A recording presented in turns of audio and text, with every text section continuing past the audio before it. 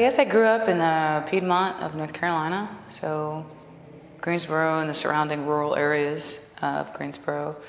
And it was a combination of kind of what any kid growing up in the 80s listened to. I mean, I heard a bunch of pop music, but I also heard bluegrass and would have heard blues, and my mom loved Andre Segovia, and so I had a real eclectic kind of surroundings musically. My godmother got me hooked on Tom Lehrer, which for a kid, at that time, it was a pretty unusual obsession. So I just, a bit of this, a bit of that, and nothing. I wasn't shut off really to any kind of music, growing up. Well, I've been a singer all my life, so the family lore is that I was singing in the crib. I'd stand up and sing, make up songs when I was 4 and that kind of thing. I don't remember any of that, but I sang a lot with my dad and my sister, and my mom, and my dad's side of the family is very musical. So, and he's a singer and guitar player. So I was like surrounded by music, but it wasn't I never thought about it as a job or anything. It was just kind of part of the fabric of my life, Yeah, I guess the progression of all the different, areas of music that I've been interested in, it's kind of linear in that I was, I heard a lot of folk revival stuff with my parents growing up, and then when I went to Oberlin Conservatory, it was all classical all the time because I had a lot of ground to make up because I didn't know how to read music or anything like that when I went to Oberlin. So, but I fell in love with classical music, and so I was hardcore, particularly Mozart and Verdi. Those were my favorites, still are. And when I graduated, I kind of needed a break, and I ended up, falling into the old time community in North Carolina through the contra dances and the square dances, and so I fell in love with the stuff that came before the folk revival, the roots music, and then simultaneously I started, getting into Celtic music, and the history of that they had once they got to the States. The North Carolina there's a large settlement of Scots Gaelic speaking Highlanders, for example, that settled in North Carolina. It was the largest outside of Scotland in the 1700s. And so that is, starting to get into that history, into the music, and so that started happening after college. And I kind of made my decision to start going in that direction. That was what was kind of feeding me, was more of the folk, Celtic folk, old time kind of thing. And then I found Joe Thompson, an older black fiddler from Mebane, which was in the Piedmont, and discovering that whole history of black string band music. And that's when I really started playing the banjo and the fiddle a lot, and really got into that, pretty hardcore. But each layer, I sort of really got into, like when I got into Celtic music, I was learning Gaelic and going to Scotland, and I think it's really important to immerse yourself. If you get interested in something, to just kind of jump into it and immerse yourself into it, and see where it takes you. The Carolina Chocolate Drops is directly out of playing with Joe Thompson. Me and Dom Flemons and Justin Robinson used to go down to his house, on Thursday nights. And, Dom moved from Phoenix. He had just graduated, and he moved from Phoenix to North Carolina to follow the music. And Justin already lived in the area. And so I'd say we were the first black group to do that on a consistent basis, and through that, we sort of became this band, decided to call ourselves after the Tennessee Chocolate Drops because we admired Louis Bluey or Louis Armstrong, and, become something that could, champion Joe's music, So a lot of the early songs that we did were Joe's songs, or, songs from that area. And, that was all we, really thought about doing, and then it just kind of took off,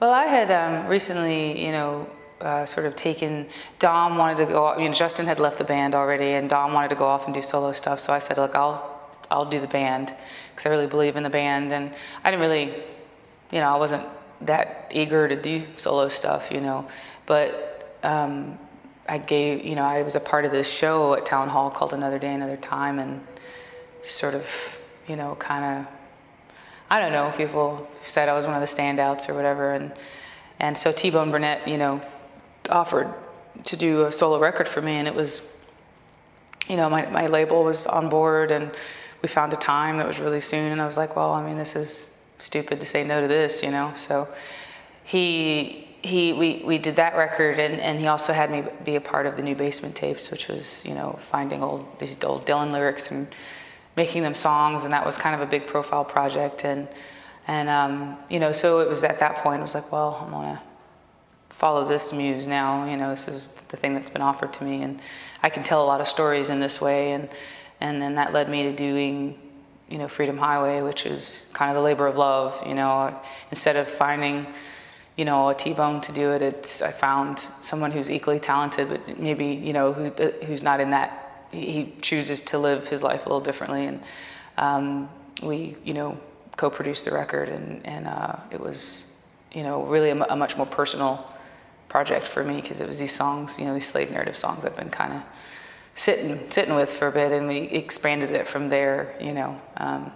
So it was really special. It was a special project. You know, I worked with Dirk Powell, who's supremely talented. You know, has a very small but very beautiful and historical, you know, studio down in Louisiana, like on a bayou. It's you know, beautiful place, and the walls themselves have history in them, you know. And it was just you know, kind of on the other end of the spectrum from Tomorrow's My Turn, you know, and they're both important approaches, you know, and it was neat to have them both sort of back to back, you know, and it makes it hard to figure out what's next, but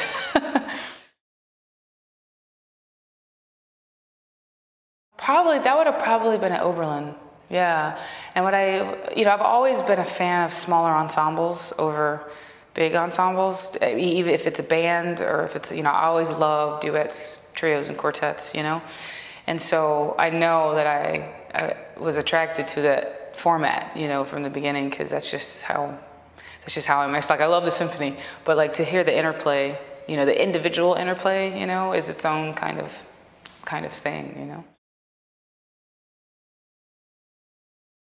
I think the first time where I was like, oh, those guys, they do this thing, was during that New York Times piece, the Geeshie Wiley piece, you know, that was so explosive, it was so huge, by John Jeremiah Sullivan, and they had a recording that they had done of Last Conward Blues, and I just remember thinking, oh my God, that's just so beautiful and so unique, you know, and to hear, you know, the fiddleistic, you know, it's not quite fiddle, but the fiddleistic, you know, flavor of that, of David's violin line, you know, was just really, really cool, you know. So that's my first, I mean, maybe there was an earlier one, but that's my first, like, I can brand it, you know. Well, I'm definitely unique because of the intersections that I represent in my artistic being, you know, the classical, but then I also, you know, I trained at a conservatory, but I also apprenticed with an elder musician in the very old style of just sitting with somebody and playing their tunes over and over again, and they don't tell you exactly what's wrong, you have to figure it out. They're very different ways of learning, but I'd say equally you know, they weigh equally with me, you know. And I'd say that's fairly rare, you know, and to come from the South, you know, having gone to school in the North, you know, I'm black and white, and, you know, I have this urge to, you know, speak of history and to bring voices forward, you know. So I think, you know, the space that I occupy is one that I think is worth, you know, being a part of it, you know. That would be my, as objective as I can be about my own thing, you know, but. I think it was such a cool project to do, because At the Purchaser's Option was written on a banjo that is a replica of a banjo from 1858, you know, so it has nylon, or it had gut strings back then. It has nylon gut strings on it. And so that it has actually a flavor that's it's easily sort of it moves over easily into the classical realm because of the strings and the woodenness of the instrument. So, but it is a folk instrument, it is a keyed instrument. It's in one key, with a drone string. So it's limited in one way, but then absolutely rhythmically very free in another.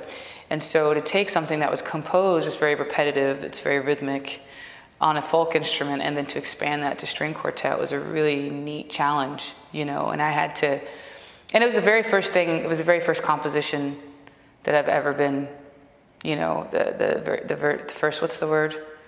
A commission. It's the very first commission I have ever gotten, And I learned a lot through doing it, and David was very patient because it took me a lot longer than I thought, because it's a different kind of creation than songwriting.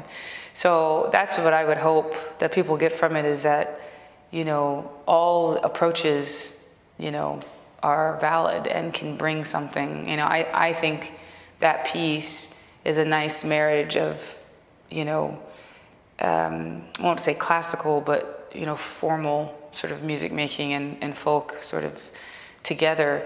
And I had to sort of open up my classical mind again, which was really welcome to do that.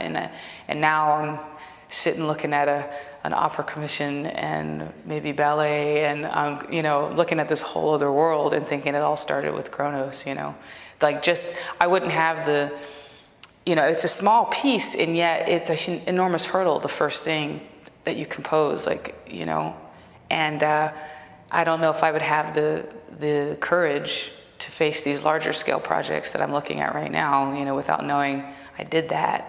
You know what I mean? So it's really important for me. I know this is talking about where it's, the larger project and everything, but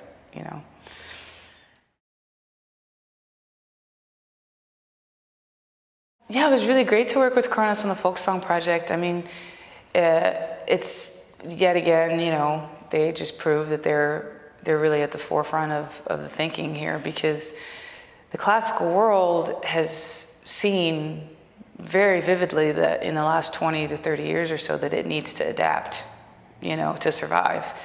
And they're not catching up. They're ahead of the game, And to put together the four of us and it's just such a great project. And I think, the fact that they have everything in place the way they do, means that they can conceive of these projects and then actually carry them off, So that's another way they're ahead of the game, They've been thinking like this for a while, which is really important and really special.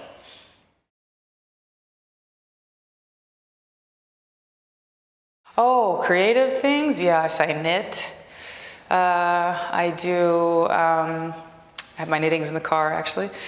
I do needlepoint. I do cross stitch. I paint. I watercolor a little bit. I don't really say I paint. I draw. I used to draw a lot. I don't draw as much anymore. I sculpt in clay. I mean, pretty much anything I can try to make. I do, I bought a kit for my daughter. It was these jointed dolls, and I really bought the kit, and it was like pre-punched, and I punched them all out and let her put them together. And I actually wanted it for the template so that I could make, so I started making my own, So I'm just obsessed with art. And if I hadn't become a musician, everybody thought I was going to go into to art. I wanted to work for Disney. I drew constantly. I did flip books. I did the whole animation obsession. I painted cells, But music really is the thing that I can do on command, and art is not.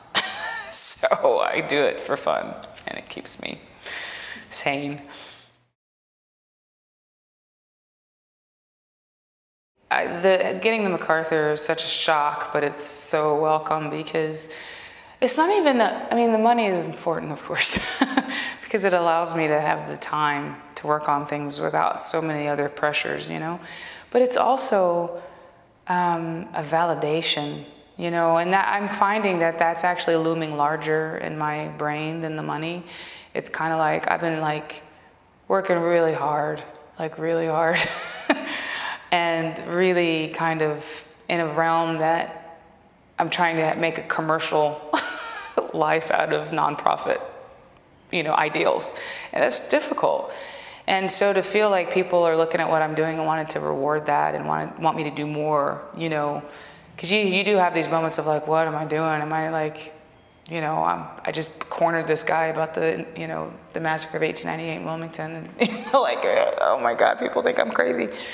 But it's the good kind of crazy, I guess. So that's just felt amazing. So it gives me the, I'm gonna do this project, and I'm gonna do it. And maybe I fail spectacularly, but I have been given, this amazing goodwill and support and encouragement, by, like when it came out, just the response that people were, it was like overwhelming. I still kind of like can't really believe it. People were so happy that I got it, that were like, oh yeah, that makes me happy, that made my day. And I was just like, oh my God, people want me to keep doing this. And so I believe very, very, very strongly in responsibility in arts and responsibility with privilege. And so now I just have more of the means to, say what I am here to say.